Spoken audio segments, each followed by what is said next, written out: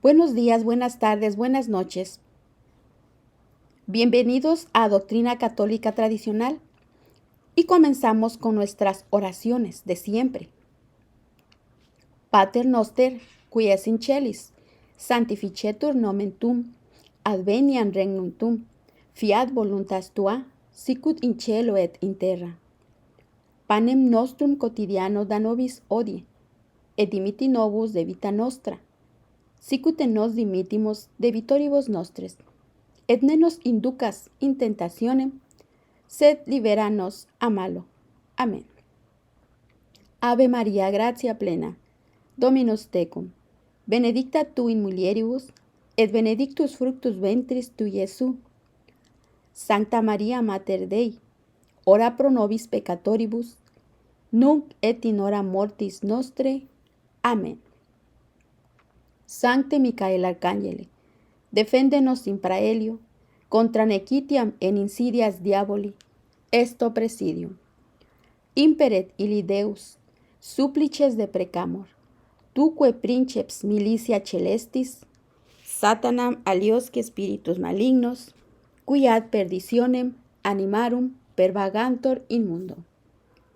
Divina virtute in infernum detrud. Amén. Cor Iesus sacratitium, miserere nobis. Cor Iesus sacratitium, miserere nobis. Cor Iesus sacratitium, miserere nobis. Estimado oyente, el tema de este día, la tentación sedevacantista. Y después de haber explicado brevemente lo que es y significa el sedevacantismo y la postura de la fraternidad sacerdotal de San Pío X respecto a esto, ahora, con la gracia de Dios y la enseñanza de la Iglesia, brevemente comparto con ustedes un análisis sobre la preocupante tendencia que existe entre algunos católicos que aman las enseñanzas tradicionales e imperecederas de la Iglesia. Veamos cuáles son las tentaciones sedevacantistas. Sedevacantismo es una palabra muy larga que significa literalmente que la Santa Sede está vacante, es decir, que no hay papa. Actualmente indica la creencia de que la persona que ocupa la silla de San Pedro no es el papa real, como muchos lo afirman, sino solamente un impostor sin ningún derecho a desempeñar el oficio papal. Y la razón audiza por los sedevacantistas es que la crisis de la Iglesia está respaldada por el obispo de Roma. Afirman que por omisión o comisión, el Papa está promoviendo errores y herejías como la nueva misa, el ecumenismo, la libertad religiosa, etc. Los sedevacantistas piensan que un verdadero Papa no puede ser responsable por una crisis de este tipo. Esta misma crisis ha producido también otro grupo, el de los neoconservadores, que se adhieren a todo lo que el Papa diga por el simple hecho de ser el Papa. De este modo, son llevados a aceptar las falsas enseñanzas provenientes del Concilio Vaticano II mencionadas arriba o antes, que ya he compartido. Es muy interesante el hecho de que ambos grupos, tanto los neoconservadores como los sedevacantistas, emplean el mismo principio. Ellos dicen, argumentan, el Papa es infalible en todo y lo que enseña es verdad y es bueno. La diferencia radica en cómo se aplica este principio. Los conservadores afirman que dado que Vaticano II obtuvo la aprobación papal, debemos aceptar ciegamente sus enseñanzas. buenas y verdaderas, sin importar lo preocupados que podamos sentirnos al respecto. Los sedevacantistas sostienen que, como Vaticano II promueve herejías, su autoridad no puede prevenir del verdadero Papa. He aquí el perfecto dilema: o neoconservador o sedevacantista. La solución del dilema radica en el principio mismo. La infalibilidad no es un pase universal para absolutamente todo lo que salga de la boca del Papa o todo lo que diga Roma. Está limitada a declaraciones específicas que deben cumplir con ciertas condiciones determinadas para tener su protección. Esta protección no aplica ni a los documentos del Concilio Vaticano II ni a la legislación en torno a la nueva misa. Monseñor Lefebvre, en su conocimiento de la política romana y sabiduría sobrenatural, conocía los principales asuntos que tuvieron lugar durante el Concilio Vaticano II, que fue el grupo formado por los obispos en oposición a los modernistas provenientes de los países del Rin. A diferencia de los sedevacantistas, el santo obispo no se escandalizó por la tergiversación tan terrible que sufrieron la fe y la misa bajo el nombre de ecumenismo. Luchó como un león contra la Roma modernista y, sin embargo, reconocía la autoridad del pontífice romano. Actuó en la misma forma en que un niño bueno lo haría al resistirse a un padre que le pide que robe, sin dejar por eso de reconocerlo como padre. Algunos sedevacantistas objetan que los sacerdotes tradicionalistas, incluyendo la fraternidad sacerdotal de San Pío X, invocan a la persona del Papa diciendo unacum en el canon de la misa. Para ellos ser unacum es tanto como decir amén a las herejías promovidas por el Papa. En realidad, la traducción más exacta del término es que rezamos por el Papa como cabeza visible que es de la Iglesia. Por muy tentadora que pueda parecer a estas alturas la opción del sedevacantismo, debemos resistirnos a caer en este error. Sin embargo, esto no significa que debamos alinearnos con los neoconservadores que toman cada declaración papal como causi infalible. Recordemos que en la historia de la Iglesia ha habido santos y varones santos que han considerado necesario resistirse al Papa sin llegar a convertirse en sedevacantistas.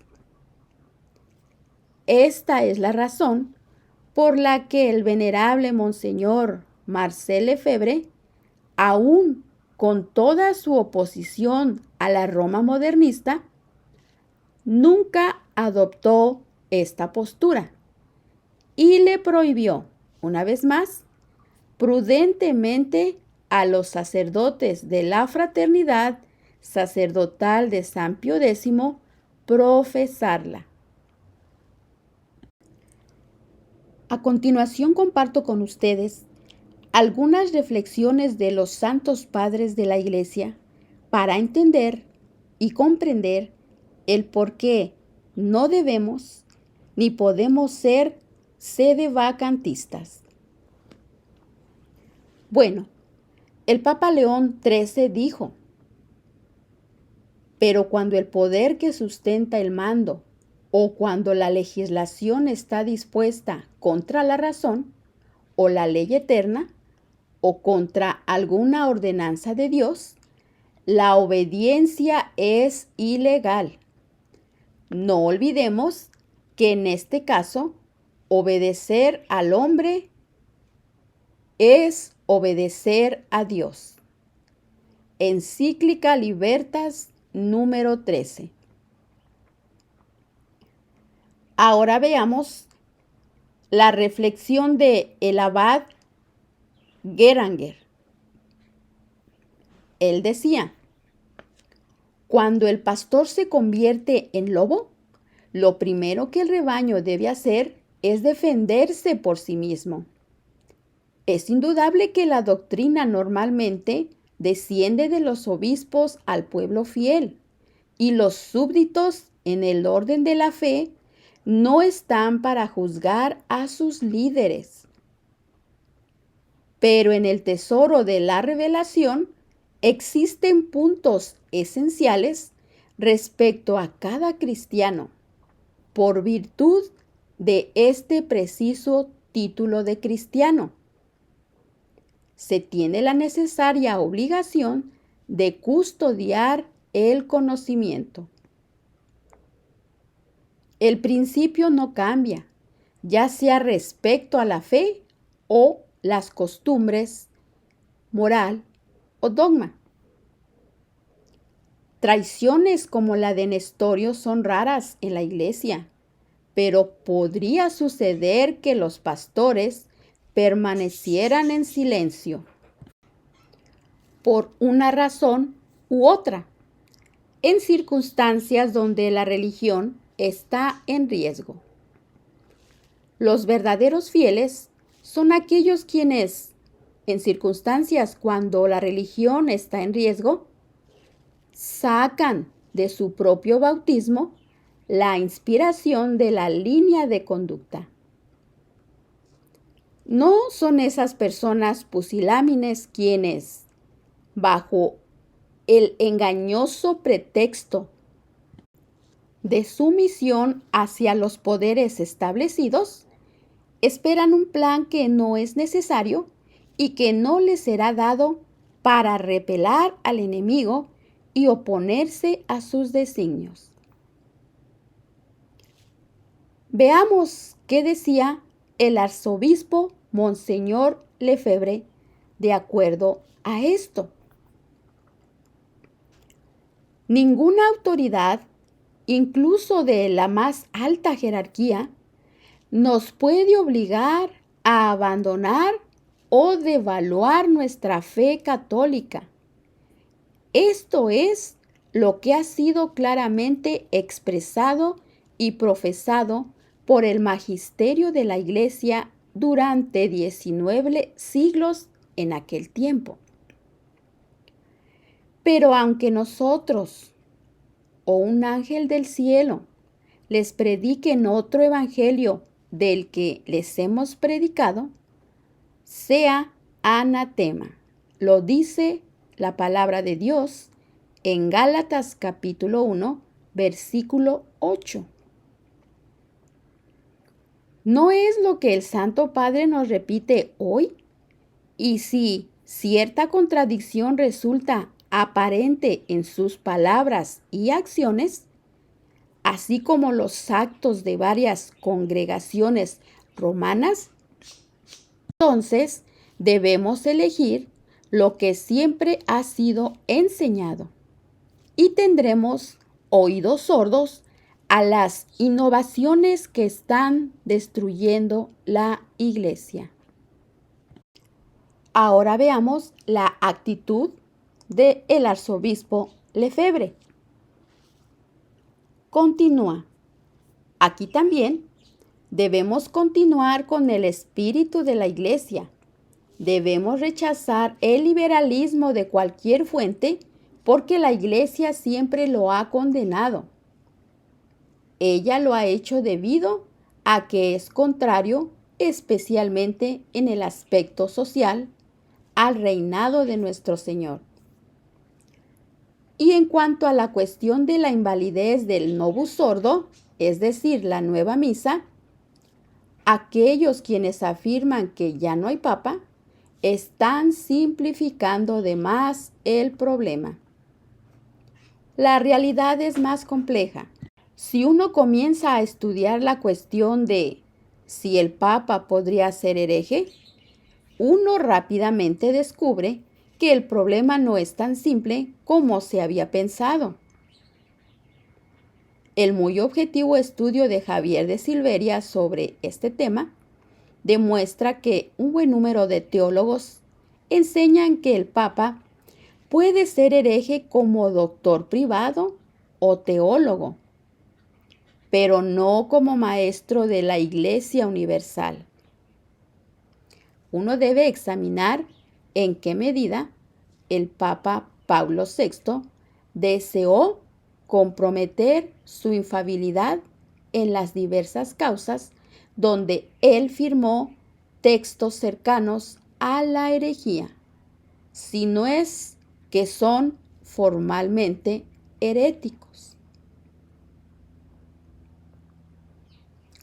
Una pregunta importantísima.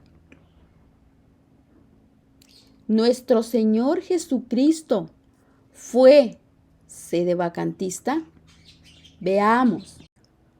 Cuando él predicaba en Palestina, e incluso cuando fue arrestado y condenado a muerte, nuestro Señor mantuvo su reconocimiento a la autoridad del sacerdocio mosaico.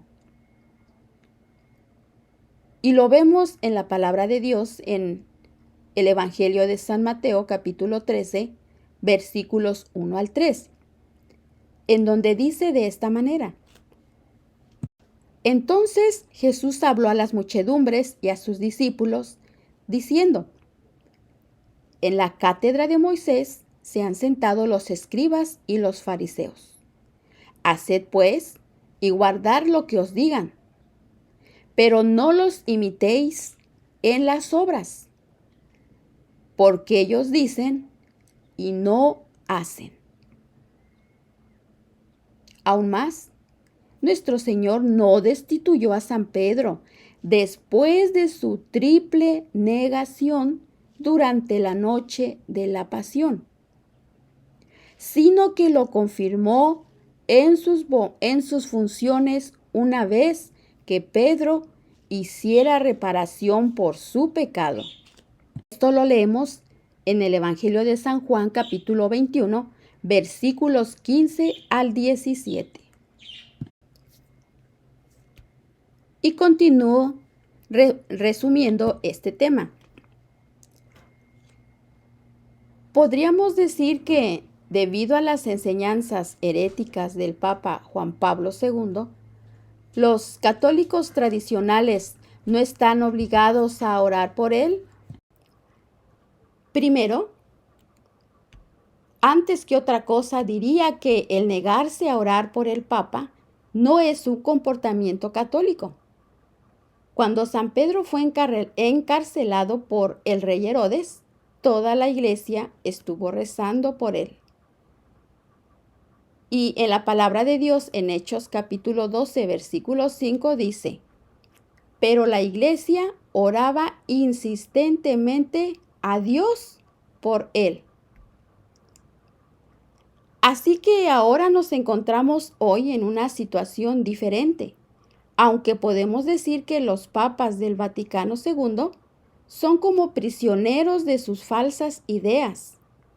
Su liberalismo está evitando que ellos lleven a cabo plenamente su misión de confirmar a sus hermanos en la fe.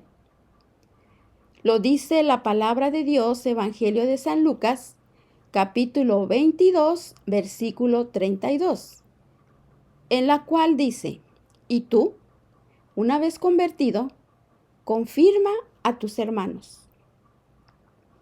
Necesitamos rezar por el Papa para que tenga la fortaleza de llevar a cabo su misión como sucesor de San Pedro.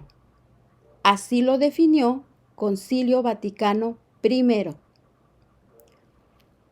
Dice, porque el Espíritu Santo no solo prometió que los sucesores de San Pedro pudiesen, por su revelación, hacer saber alguna nueva doctrina, sino que con su asistencia ellos la pudiesen guardar religiosa fielmente y exponer la revelación o el depósito de la fe transmitido por los apóstoles. Estimado hermano católico, la Iglesia enseña y la fraternidad sacerdotal de San Pío X enseñan que debemos rezar por el Papa, sobre todo rezar por las intenciones del Santo Padre. ¿Cuáles son esas intenciones? Aquí las presento. Primero, la exaltación de la Iglesia. Segundo, la propagación de la fe. Tercero, la extirpación de la herejía. Cuarto, la conversión de los pecadores. Quinto, la concordia entre los príncipes o gobernantes cristianos. Sexto, el bienestar de la cristiandad. Así que estas son y deberían ser las intenciones del soberano pontífice por las cuales nosotros estaremos rezando como condición necesaria también para ganar indulgencias con las debidas disposiciones. Finalmente, escuchemos una vez más la declaración que Monseñor Lefebvre redactó y que después hizo publicar en enero de 1975, reafirmando su postura ante Roma. Y dice de esta manera: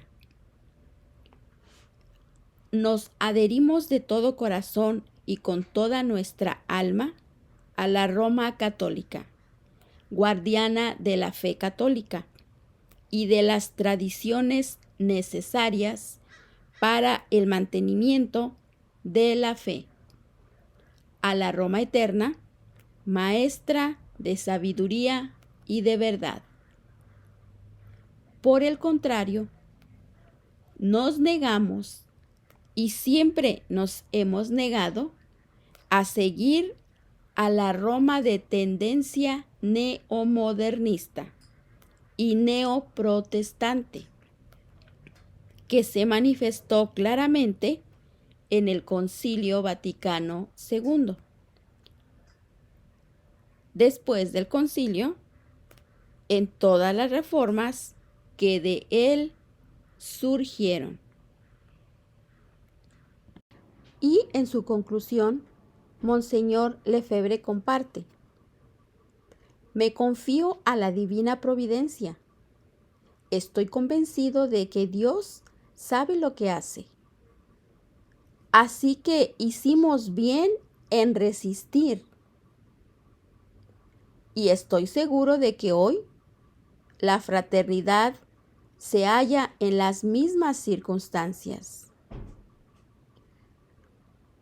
Un día, tal vez, en algunos años, solo Dios sabe, la tradición recuperará sus derechos en Roma y las autoridades romanas nos agradecerán haber mantenido la fe en los seminarios, familias, conventos, países, para mayor gloria de Dios y salvación de las almas.